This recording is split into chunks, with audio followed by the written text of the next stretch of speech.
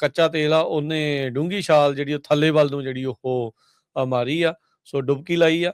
ਇਸ ਟਾਈਮ ਜਦੋਂ ਆਪਾਂ ਤੁਹਾਡੇ ਨਾਲ ਗੱਲ ਕਰ ਰਹੇ ਹਾਂ, ਬ੍ਰੈਂਟ ਆਇਲ ਜਿਹੜਾ ਕਿ ਸ਼ੁੱਕਰਵਾਰ ਨੂੰ ਹਰਜੋਤ ਸਿੰਘ ਜੀ $110 ਤੇ ਤੁਰਿਆ ਫਿਰਦਾ ਸੀ, ਅੱਜ $86 ਦੇ ਉੱਤੇ ਜਿਹੜਾ ਉਹ ਆ ਗਿਆ ਆ। ਇੱਥੋਂ ਤੱਕ ਕਿ ਅਮਰੀਕਾ ਦਾ ਵਿੱਚ ਵੀ ਜਿਹੜਾ ਕੱਚੇ ਤੇਲ ਦੀ ਕੀਮਤ ਆ ਉਹ ਵੀ $91 ਦੇ ਉੱਤੇ ਜਿਹੜੀ ਉਹ ਪਹੁੰਚ ਚੁੱਕੀ ਹੈਗੀ ਆ। ਸੋ ਇਹ ਇਸ ਦਾ ਕਾਫੀ ਜ਼ਿਆਦਾ ਜਿਹੜਾ ਹਰਜੋਤ ਸਿੰਘ ਜੀ ਲਾਹਾ ਕਹਿ ਲਓ ਵੀ ਕੱਚੇ ਤੇਲ ਦੀਆਂ ਕੀਮਤਾਂ ਨੂੰ ਲੈ ਕੇ ਜਿਹੜਾ ਉਹ ਹੋ ਰਿਹਾ ਆ।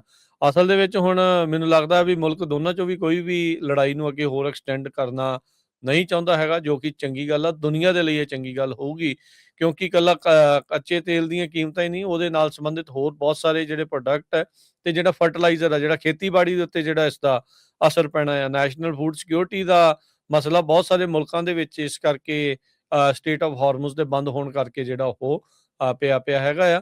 ਸੋ ਆਪਾਂ ਉਮੀਦ ਕਰਦੇ ਹਾਂ ਵੀ ਇਹ ਗੱਲ ਜਿਹੜੀ ਉਹ ਸਿਰੇ ਜਿਹੜੀ ਉਹ ਹੁਣ ਜਿਹੜੀ ਉਹ ਚੜੇ।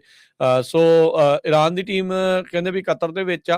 ਕਹਿੰਦੇ ਵੀ ਇਸ ਟਾਈਮ ਸਭ ਤੋਂ ਜ਼ਿਆਦਾ ਸੈਂਸਿਟਿਵ ਇਸ਼ੂਜ਼ ਦੇ ਉੱਤੇ ਜਿਹੜੀ ਯੂਐਸ ਦੀ ਡੀਲ ਆ ਦੇ ਵਿੱਚ ਨਾਲ ਸੰਬੰਧਿਤ ਆ, ਉਸ ਉੱਤੇ ਗੱਲ ਕਰ ਰਹੀ ਆ। ਹੁਣ ਇਹ ਨਹੀਂ ਪਤਾ ਹਰਜੋਤ ਸਿੰਘ ਜੀ ਵੀ ਵਿਚੋਲਗੀ ਦੀ ਵੀ ਜਿਹੜੀ ਭੂਮਿਕਾ ਉਹ ਪਾਕਿਸਤਾਨ ਵਾਲੇ ਨਿਭਾ ਰਹੇ ਆ ਜਾਂ ਨਹੀਂ। ਈਰਾਨ ਦੇ ਜਿਹੜੇ ਫੋਰਨ ਮਿਨਿਸਟਰ ਉੱਦਾਂ ਹੈਗੇ ਨੇ, ਸਪੋਕਸਮੈਨ ਸੌਰੀ, ਇਸਮਾਇਲ ਬਗਈ, ਉਹਨਾਂ ਨੇ ਕਿਹਾ ਵੀ ਗੱਲਬਾਤ ਜਿਹੜੀ ਉਹ ਹੋਈ ਆ ਯੂਐਸ ਦੇ ਵਿੱਚ ਜਿਹੜੀ ਪਾਕਿਸਤਾਨ ਦੀ ਮੀਡੀਏਸ਼ਨ ਦੇ ਤੌਰ ਦੇ ਉੱਤੇ, ਤੇ ਕਹਿੰਦੇ ਵੀ ਕਾਫੀ ਵੱਡੇ ਜਿਹੜੇ ਕਾਫੀ ਜ਼ਿਆਦਾ ਟੌਪਿਕਸ ਦੇ ਉੱਤੇ, ਪੋਰਸ਼ਨਸ ਦੇ ਉੱਤੇ ਗੱਲਬਾਤ ਜਿਹੜੀ ਉਹ ਹੋਈ ਆ।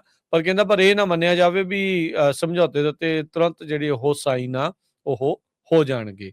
ਸੋ ਸਟ੍ਰੇਟ ਆਫ ਹਾਰਮੋਜ਼ ਅਨਰਿਚਡ ਯੂਰੇਨੀਅਮ, ਇਹ ਕਹਿੰਦੇ ਵੀ ਇਸ ਟਾਈਮ ਜਿਹੜੀ ਗੱਲਬਾਤ ਆ ਦੇ ਮੁੱਖ ਕੇਂਦਰ ਬਿੰਦੂ ਜਿਹੜੇ ਉਹ ਬਣ ਚੁੱਕੇ ਆ।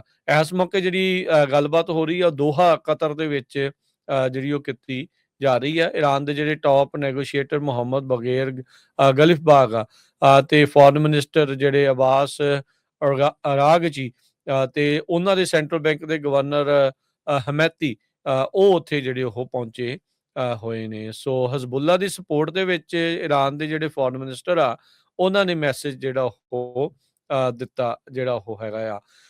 ਹੁਣ ਮੈਕਸੀਕੋ ਵਾਲੇ ਜਿਹੜਾ ਹਰਜੋਤ ਸਿੰਘ ਜੀ, ਕਿਉਂਕਿ ਈਰਾਨ ਦੀ ਟੀਮ ਦਾ ਜਿਹੜਾ ਵਰਲਡ ਕੱਪ ਨੂੰ ਲੈ ਕੇ ਵੀ ਰੌਲਾ ਜਿਹੜਾ ਉਹ ਪੈ ਰਿਹਾ ਆ। ਜੀ ਮੈਕਸੀਕਨ ਪ੍ਰੈਜ਼ੀਡੈਂਟ ਜਿਹੜੀ ਕਲੌਡੀਆ ਸ਼ੈਨਬਾਉਮ ਆ, ਉਹਨੇ ਕਿਹਾ ਵੀ ਉਹਨਾਂ ਦੀ ਸਰਕਾਰ ਮੰਨ ਗਈ ਆ ਵੀ ਈਰਾਨ ਦੀ ਜਿਹੜੀ ਫੁੱਟਬਾਲ ਦੀ ਟੀਮ ਆ ਉਹ ਮੈਕਸੀਕੋ ਦੇ ਵਿੱਚ ਹੀ ਜਿਹੜੀ ਰਹੂਗੀ, ਕਿਉਂਕਿ ਯੂਐਸ ਨੇ ਨਾ ਕਰ ਦਿੱਤੀ ਸੀਗੀ ਈਰਾਨ ਦੀ ਜਿਹੜੀ ਉਹ ਟੀਮ ਨੂੰ ਬੇਸਿਕਲੀ ਕਹਿ ਲਓ ਵੀ ਉੱਥੇ ਸੁਰੱਖਿਆ ਦੇ ਲਈ ਜਾਂ ਉਹਨਾਂ ਨੂੰ ਖਿਡਾਉਣ ਨੂੰ ਜਿਹੜਾ ਉਹ ਲੈ ਕੇ।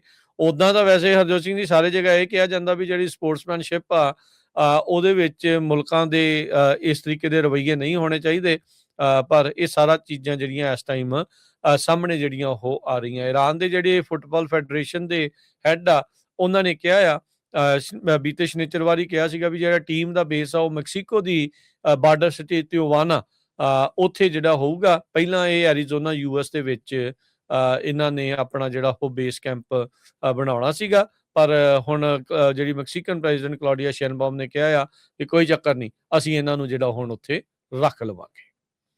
ਜੀ